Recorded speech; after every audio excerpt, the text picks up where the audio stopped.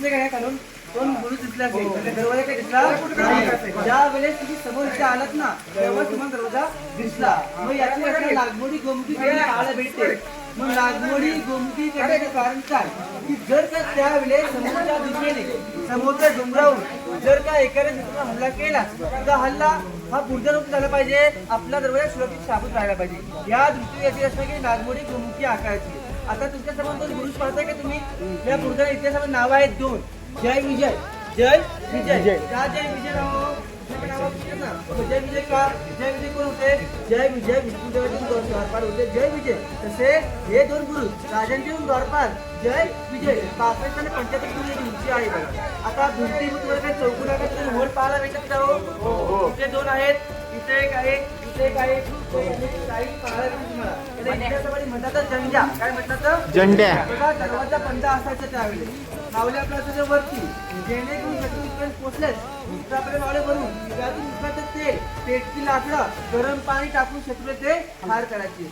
परंतु पहा 400 वर्षापूर्वी आपल्या राजाने या रायगडावरती या दरवाजावरती एक गनिमी कावा केला होता. राजाने गनिमी कावा केला. गनिमी कावा असा होता की महाराजांना माहिती होतं आपल्या मावळे कणभर आहेत, स्वराज्यामध्ये मावळे मुठभर आहेत. तुम्ही विचार करा औरंगजेबाची फौज किती होती हो?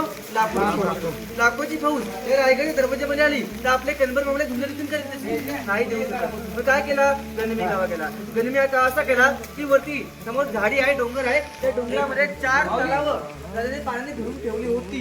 ती पाण्याने भरून ठेवली. पाण्याची आज्ञा अशी होती औरंगजेब आता कुठेही मुघल शत्रू त्यांनी लाखोची फौज घेऊन रायगडच्या गेटवरती आला ना तर आपण ती तलाव फोडायची सुरंग लावून बारूद लावून फोडून द्यायची. जर का बारूद लावून तलाव फोडली त्यातलं पाणी 100% बाहेर पडणार, तलाव फुटणार. मग तुमच्या डोळ्यात एकच कल्पना करा की 4 तलावांचं पाणी किती असणार हो? लाखो लिटर पाणी. जर का ह्या गेटून बाहेर पडलं तर इथं असलं काही शत्रू राहतील काय?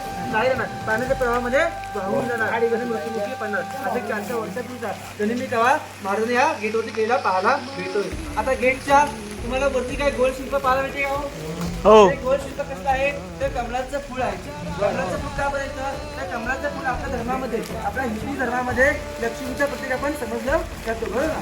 मग आपल्या धर्मात असं बोलतो की रायगडच्या दरवाजाच्या आतमध्ये घरावरती विद्या आणि लक्ष्मी दोघींच्या वास आहे. तुम्ही कमळाच्या शिल्पाकडे पुढे पाहायला भेटते. आता कमळाच्या शिल्पाच्या वरती की तुमचा हत्ती पाहायला भेटतो, सर्वांनी पाहिजे हत्ती दोन्ही बाजूला हत्ती पाहायला भेटेल. आणि हत्तीवरती एक पाय ठेवला आहे तो आहे शरद आणि तो आहे हत्ती. आता आपण पहिला